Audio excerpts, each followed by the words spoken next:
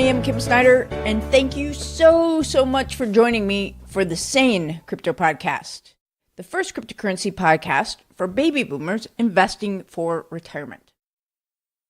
Most people believe that crypto assets are too risky for the average investor. I believe the risk is in not investing, and that in fact, cryptocurrency may end up being the answer to near retirees' prayers.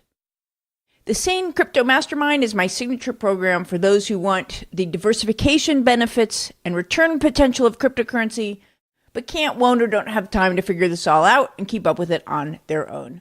If you'd like to learn more, I'd encourage you to join my free online training, which is called How a Little Bit of Bitcoin Can Make Your Retirement Savings Go a Lot Further at sanecrypto.com/retirement. Last week, as you no doubt heard, was the 10-year anniversary of Lehman Brothers filing for bankruptcy, which for many is considered the big milestone event heralding the rapidly advancing global financial crisis. So I decided to go to the Wayback Machine and dust off another interview. This one was one that I did with Dr. Meir Statman. He is the author of a Wall Street Journal article called The Mistakes We Make and Why We Make Them, which I did for my radio show all the way back in October of 2009, roughly 6 months after the markets had bottomed.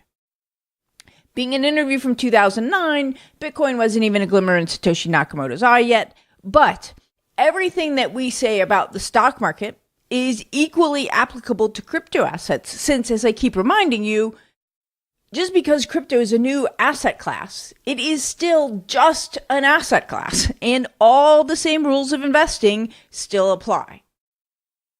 Moreover, there are a lot of parallels between the time period Meir and I are talking about, with the extreme exuberance of the dot-com bubble, that bubble bursting, and then everyone declaring the internet was dead, then the market recovering, then the depths of despair over the financial crisis in 2008 and 2009 with, many people swearing off the markets entirely to this day as rigged or unwinnable, leading up to the market highs we are still at to this very day. Now, just to give you a quick background on my guest, Dr. Meir Statman is the Glenn Klimek Professor of Finance at Santa Clara University. His research focuses on behavioral finance, one of my favorite topics. He attempts to understand how investors and managers make financial decisions and how these decisions are reflected in financial markets. His most recent book is Finance for Normal People: How Investors and Markets Behave, published by Oxford University Press. The questions he addresses in his research include: what are investors' wants and how can we help investors balance them? What are investors' cognitive and emotional shortcuts, and how can we help them overcome these cognitive and emotional errors? How are wants, shortcuts, and errors reflected in choices of saving, spending, and portfolio construction, and how are they reflected in asset pricing and market efficiency? So in this conversation, we talk about how behavioral finance helps us understand investment decisions we make, why market timing is so seductive even when we know better, why investment success stories are as misleading as lottery success stories, why neither fear or exuberance are good investment guides, how structure or a system helps manage fear and greed, and what to look for in an investment advisor or mentor. So without further ado, I hope you enjoy my throwback interview with Dr. Meir Statman. So our topic today is an article that you wrote that was published in the August 24th, 2009 Wall Street Journal, the title of which was The Mistakes We Make and Why We Make Them. And I don't think there's any doubt at all that as investors we make lots of mistakes, and very often we are clueless about why we make them. And your area of research is behavioral finance. So why don't you tell us a little bit, first of all, about behavioral finance and how that can help investors understand the decisions that they're making? Well, behavioral finance is the study of normal investors, people like me, people like you, people who are generally intelligent, people who can walk straight and even drive cars. But on occasion, we are confronted with cognitive errors, the equivalent of optical illusions. We frame investments wrong. We misassess our own abilities. We are subject to emotions. And when it comes to investments, which are really important to us, they get us wrong, and they imperil our financial futures. So as a school of thought, and my listeners will be fairly familiar with this because we talk about it quite often, there's the traditional economic view, which is that we're all rational and we make decisions to maximize utility, and then there's the behavioral view, which is that these cognitive errors and emotional biases tend to cause us to make mistakes, right? Did I summarize that? Yes, that is right. We are not irrational. Sometimes people put rational as the opposite of irrational. The fact that we are not computer-like rational doesn't mean that we are crazy. It just means that we are not perfect in our thinking. We are not as good as computers. And this means that we have to develop, when it comes to science, we have to develop a science of finance that is coherent and that is conforming to reality of who we are. We cannot just invent people and making them as we like, rational. We have to deal with people as they are. And that is what we in behavioral finance are trying to do, to really make sense of people's behavior and along the lines perhaps help people behave a bit better. Okay. So in your article, you listed 8 mistakes that investors make commonly. And so let's just touch on a couple of these. The first one that caught my eye is the future is not the past and hindsight is not foresight. Tell us about that. Well, one very common cognitive error that we all know with that saying that hindsight is 20/20 is the sense we have that we can tell the past precisely, and therefore we can also tell the future precisely. And so while we say hindsight is 20/20 and we sort of catch ourselves doing that, we don't always catch ourselves doing that. And so at the end of the mystery novel, when we know who the murderer is, it seems obvious that the clues were all around from page 1. But of course, they were buried among all other details, and so we couldn't see it. And so we have to just stop and say, yes, it seems obvious in hindsight, but it was not obvious in foresight. When we look at 2007, it seems obvious that we should have known what is going to come in 2008. And when it comes to 2009 of March, we should have known that the market is about to rally. But I didn't know. Some people think that they knew, and some people, by chance perhaps, or by special wisdom, did know. But generally, people don't know the future, and we should not fool ourselves. And again, when it comes to investments, if you make the mistake of thinking that you know what the future is going to bring, you jump into the market and out of the market, and you end up lagging buy and hold investors rather than leading them. So let's bring this around to something very specific, which is the idea of market timing. Market timing is one of the things that you were just talking about. That's the idea that we can get in the market when we think it's about to go up and get out when we think it's about to go down.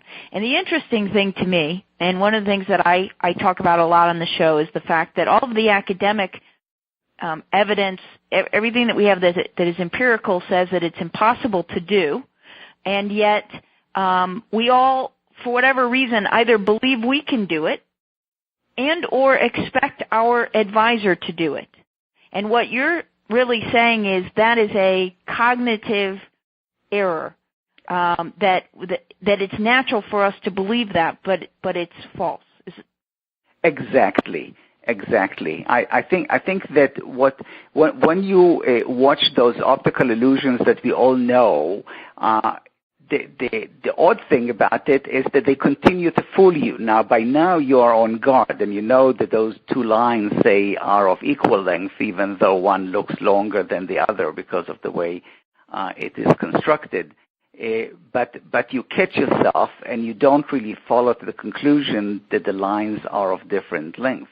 The problem with market timing is that that optical illusion is not recognized, and it's not recognized by investors, I think, for two reasons. One is that they just don't see it, and second is that they don't want to see it. That is, telling investors that they cannot beat the market is a very bitter set of words. That is, most of us have regular jobs. Most of us are not going to be filthy rich. And the market, for lots of people, is kind of their hope of striking it rich, because they're not going to be Bill Gates anymore. And so it is kind of hard for people to stop and listen to what we know from science, that as much as we would like to time the market, we cannot. And in fact, if we try, we will end up behind those who just buy and hold. Well, in fact, I would even say that another reason they don't see it is because the industry propagates the idea that you can time the market, because if you can't, then what are you paying them for? Well, yes, that is right, but it is kind of like a scam. For a scam, you need somebody who is going to initiate the scam, but then you need the other fellow who is going to be sufficiently stupid to accept that. And I think that what we see is that, yes, people in the industry are taking advantage of those cognitive errors and playing to them rather than helping us correct them. But this works only because we are sort of ready to accept that.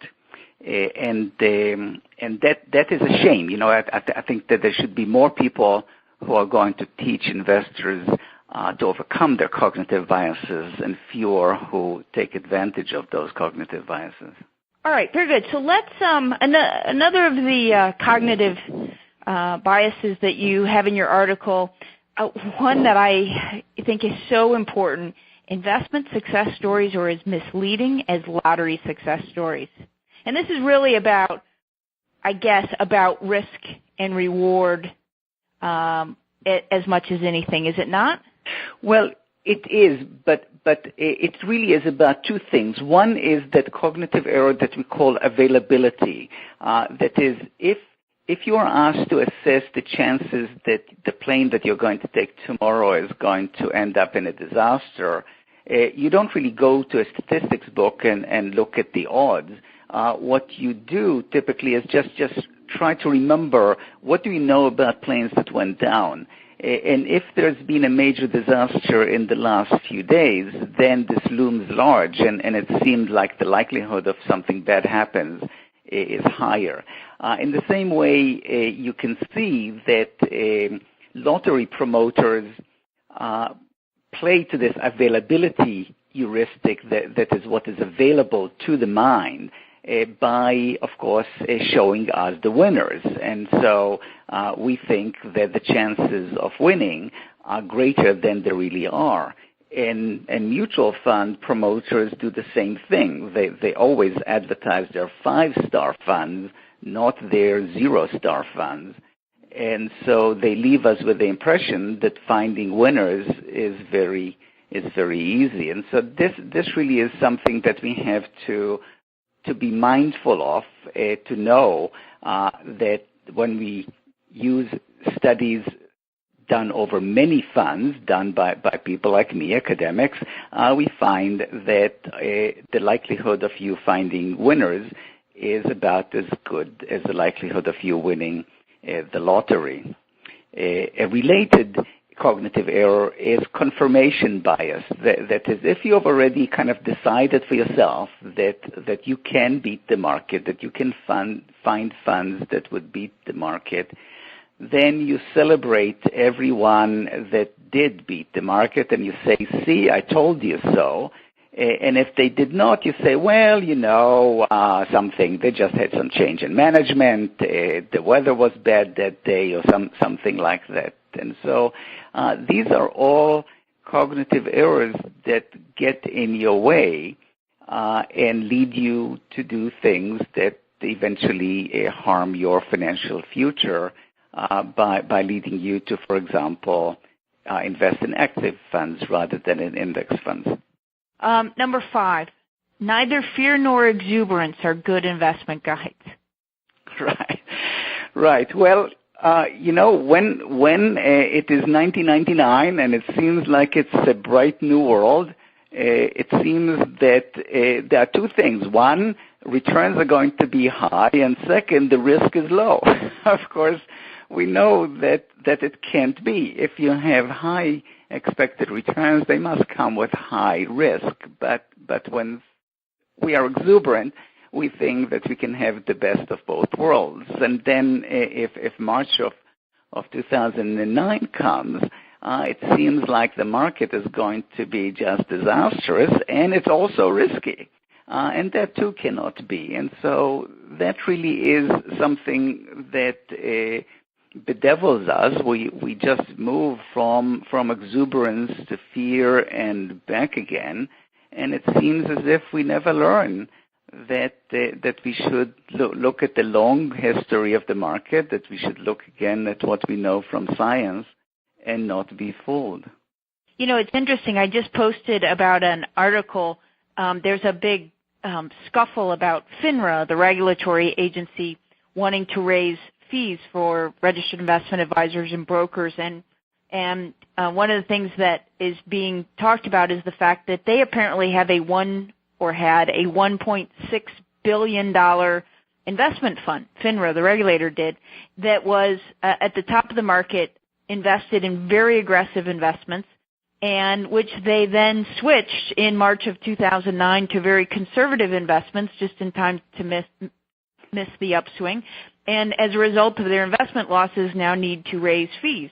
And I thought it was such great irony that the regulatory agency that is responsible for oversight of these advisors and brokers made the same mistake that the individual investor does, or at least their investment manager did. Yeah, and to me, I kind of chuckle and shrug my shoulders and I say, what's new? That is, this is not an error. These errors that I'm talking about are not errors that stupid people make. These are errors that people, I'm a reasonably intelligent person. Your listeners and you are very intelligent people, and yet we are all subject to them. The difference really between people like me and some others is that because we study this field and we know the fact, we have created structures for ourselves and sometimes for others that would help us overcome those tendencies. I think that FINRA would benefit from adopting those kinds of strategies. I'm sure that they have a Rolodex that has the names of some people who can help them with that. You would think so. Is there anything important that we haven't covered that they need to know that behavioral finance tells or teaches us? Well, I think that the lesson is either you yourself be your teacher, know those cognitive errors and emotions and protect against them, or find a good advisor who is going to help you do that. If an advisor says, my service to you is beating the market, I promise to get you 50 basis points a year more, run really fast, to another person who is going to say, my goal is to help you get to your financial goals and to your life goals that are related to those financial goals. And I'm going to educate you such that you are not subject to those temptations that others are subject to. And there are many advisors who really care deeply about their clients and are eager to educate them and guide them right to find one of them. Mm-hmm. And so based on what you just said, would it also be, I don't want to put words in your mouth, but would it also be fair to say that if an advisor says to you, I can tell you when to get in and when to get out of the market, you should run very fast? I would, yeah, I actually would. I would advise others to do that. I think that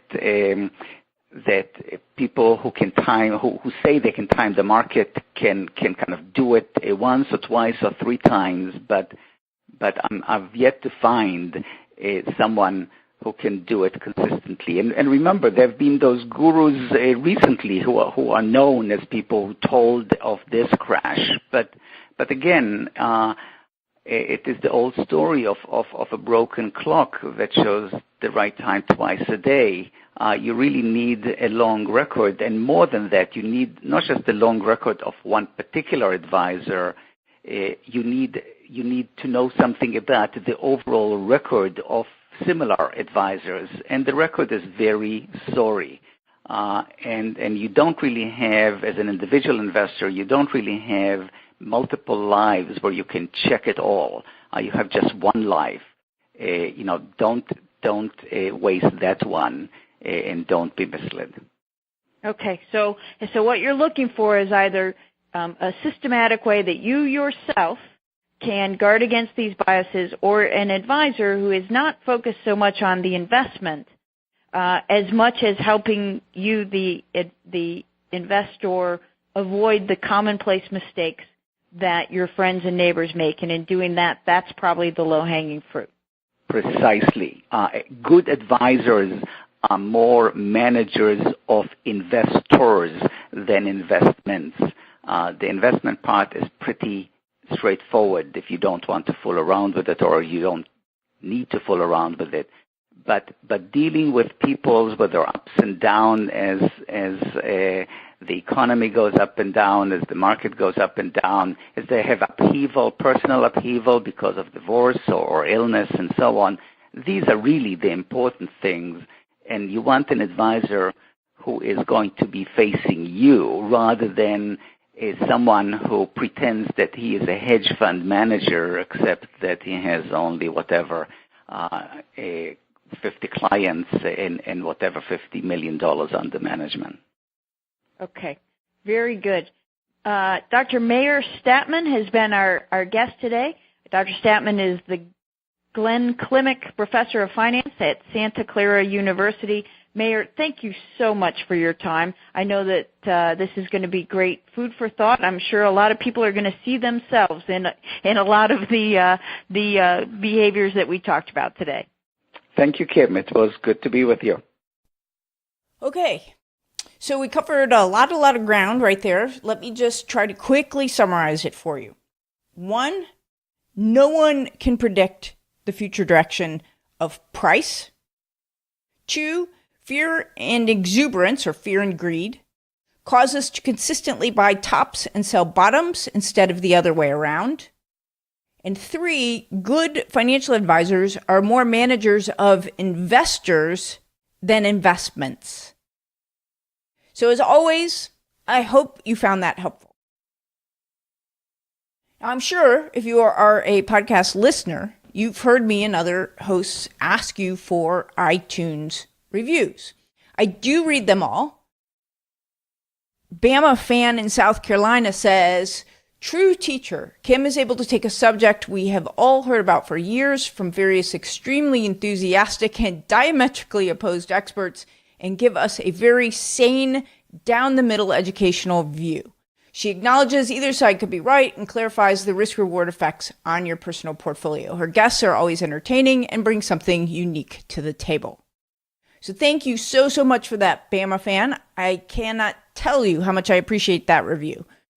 And hopefully that interview with Meir Statman was no exception. Reviews like these don't only make me feel good, which I would be lying if I said they didn't, because they really do.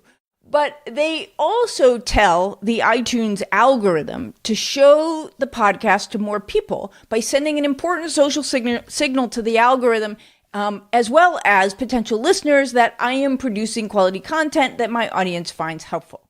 So if that is you, please take a moment to do two things for me. One, to subscribe to the podcast.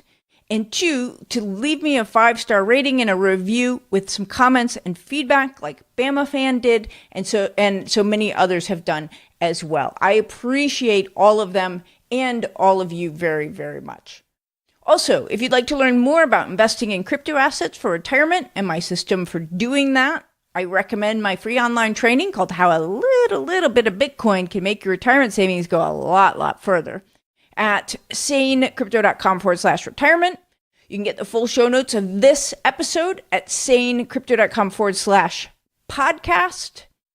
And finally, if you have a question about today's topic or anything else, just email me at askkim@sanecrypto.com. I read and answer every email personally, as well as answer some of them here on the show. Everything I say on this show is for educational purposes only. Nothing should be considered investment advice. Past performance is no guarantee of future results. All investments involve risks, so do not, under any circumstances, invest money you can't afford to lose. That is it for me. I am Kim Snyder, and I'll be back next week. Until then, may the crypto gods continue to smile on us all.